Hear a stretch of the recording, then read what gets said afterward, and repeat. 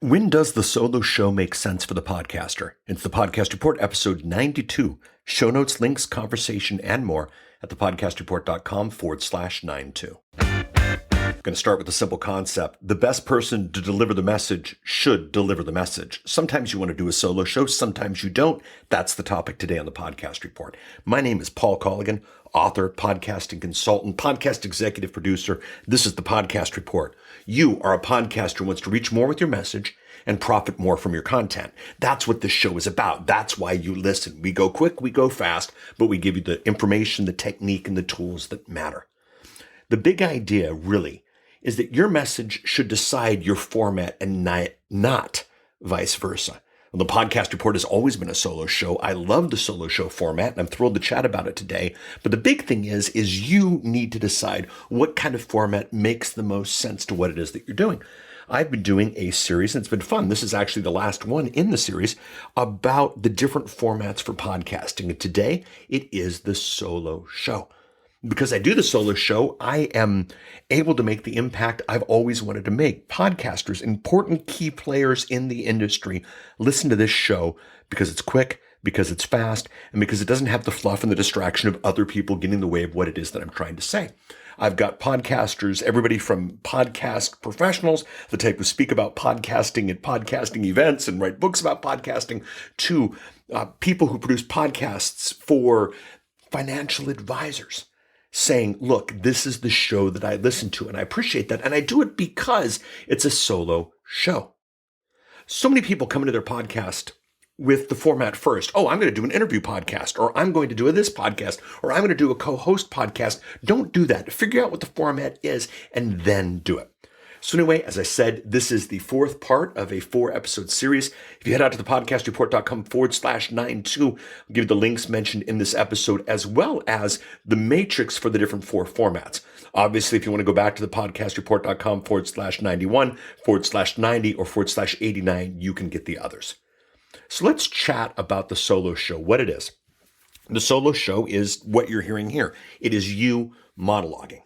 Now, this can be tremendously boring. This can be distracting. This can be, oh my goodness, I cannot believe I'm going to listen to this guy or gal chat and talk with nothing in the middle. But that's what it is. Let's chat about why, and let's chat about what. This is the important part of it. The number one question I get, and I get a lot of questions, and this is the high-level executive consulting engagement. This is somebody reaches out to me on Twitter. This is the book, How Long Should a Podcast Be? And of course, my smart aleck response is always, well, how long's a piece of string? But really, the truth is, you want to serve your audience by being as short as you can. The typical answer I give, as long as it needs to be not 1 minute more. The thing about the solo show is that it forces you to be short, because you know that the people who are listening to this are only listening to you. They're not listening to fancy productions. So it's got to be the ideas that they are there for. This will force you to be short. This is good. Another thing about the solo show is you can record when you want. The second you bring on a co-host, even if they are in the cubicle across from you, you got to start scheduling. You got to start worrying about these things. You got to do these things. When it's just you, you can record when you want. When it's just you, you can record what you want. Now, as a content producer, what you say, what you do, what you outline, all those things can be very, very different. But if it's just you in front of the microphone, and right now it's me in front of the microphone with my mind map, I get to record when I want. I get to record what I want. And that's powerful in a podcast. And that's part of why I think this show has seen the success I spoke to earlier. Now, it is a great way to practice speaking. Sometimes when you speak, you are in front of a live audience by yourself. Sometimes when you speak, you might be doing an interview where you're making long answers to people's questions by yourself. It's an interesting tool. It's an interesting trade to learn. There's a new app. I don't know how long it's going to exist, but it's called Ummo. The idea is it monitors your ums and whatnot. I'll put a link to that in the show notes, thepodcastreport.com/92. I'm playing with it. I'm not exactly thrilled with it entirely, but the concept's there. Anyway, it will help you as you practice your public speaking. In my opinion, and this is my opinion, masking your voice with audio is just a distraction. music in the background, sound effects, DJ noises, that kind of thing. That's not why I'm necessarily in the podcasting game. If you are the entertaining side of things, that's fine. But if you're in the podcasting game to edumacate, if you will, I think masking the voice, changing the voice, distractions for the voice, I think it's just a distraction. Now, when you record by yourself, and this happened a couple episodes, I went live. That was the whole actually reason for this series. I went live and I didn't like the audio and I dumped the audio. And the great thing is, if you have content that you've just created yourself at your own time, in your own place, in your own location, it's okay to dump an episode. If you've brought somebody on to interview, if you've brought a co-host on to, co-produce something, then sometimes, going south with that, sending that to the trash can can get a little bit frustrating. But if it's just you, you're not going to offend anybody. And if it's just you, and this is always interesting, nobody knows. Yes, I shared with you that episode a couple back was dumped, but, have there been other episodes that I've dumped that I haven't told you about? Yes, of course there have been. It's one of the powerful things about doing the solo show. There's a concept, Malcolm Gladwell speaks to the idea of 10,000 hours makes you an expert. And he does that in the book Outliers. And I've got a link to the Wikipedia kind of explanation of how all that works in the show notes. But his concept is that to become truly an expert in something, you got to do about 10,000 hours worth of it. And so here's the thing as a podcaster. It's not 10,000 hours of total work. It's 10,000 hours of that skill. If you're a podcaster who spend 10 hours a week outlining, 1 hour a week performing, 10 hours a week editing, 10 hours a week marketing, 10 hours a week, managing your stats, figuring out what it is doing, you're only spending an hour on the content. You're only spending an hour on the production. You got to do that basically for 10,000 weeks. And of course, if you divide 10,000 weeks by 1 hour a week for 52 years, it's going to take you a long time to get there. The more time you spend in the single mono dialogue, the better you are going to get at it. And I think, what are we now, 92 episodes into this show? I've gotten better just over the last 92 episodes, even though I have a lot of history of that in the back. You can do a lot with this. I would recommend spend some of your 10,000 hours, not necessarily just on your podcast, but in the car. As you're driving around, grab a lapel microphone or not. Some of you have heard my show, Thinking Out Loud.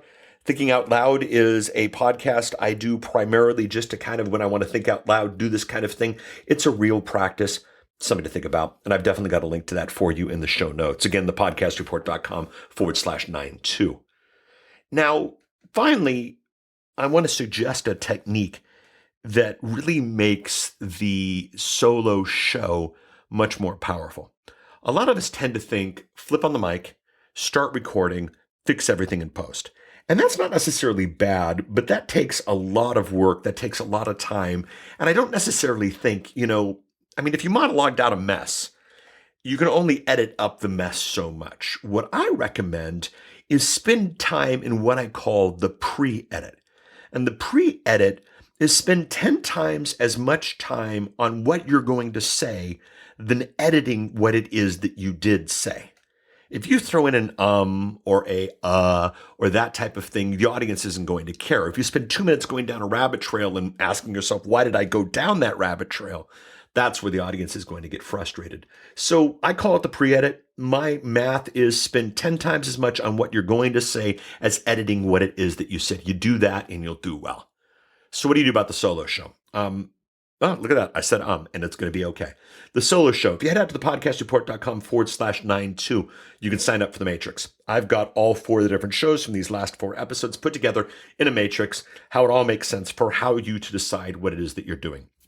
But in that practice, I want you to write down, and this is pencil and paper, this is pen and paper, maybe this is the digital pencil on your iPad Pro, but I want you to write down 3 ways production would be easier if it was just you. Just one of the elements, not how are you going to get better, not some of the other things I discussed, but 3 ways that production of your podcast would be easier if it was just you. Write those down, spend a minute thinking about them. If it changes your direction, it changes your direction. If it doesn't, that's okay. Then I would like you to spend an hour recording a show by yourself from your notes. This doesn't have to be anything you publish to the world. This doesn't have to be anything that anyone listens to other than you, but I'd like you to write some notes, that whole pre-edit idea, and then I'd like you to record an hour and see what happens. See if anything gets in the way with it. See that. And then the other thing you might want to do is turn off your phone so that the beeps don't happen while you're recording.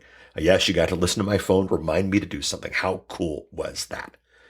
If you go out, sign up for the Matrix, thepodcastreport.com/92. You write down 3 days production would be easier for you if it was just you. And if you record an hour by yourself from notes, you'll get a solid understanding of the solo show production process, what it means to you, and how you might want to implement it into your show. Thank you so much for listening. Thanks for listening to this episode of the Podcast Report. I love interaction. Head out to thepodcastreport.com and interact with this episode or any other that you might listen to.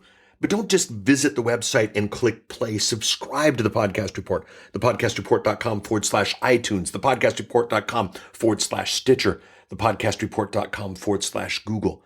Once you subscribe, once you set it up so that every time a new episode comes out, you are automatically updated, you experience the power of podcasting. It's not that you have to come out to my website. It's not that you have to go anywhere. It's that the content comes straight to you. Once we understand that power, podcasting will get to a better place for all of us. So please do subscribe.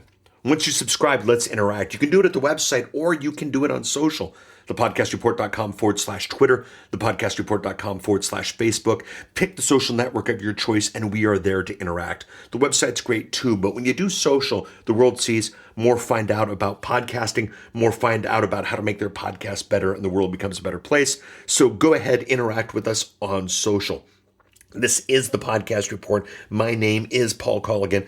I'm thrilled you've been listening. Please subscribe, please interact, and I'll chat with you next week. Bye.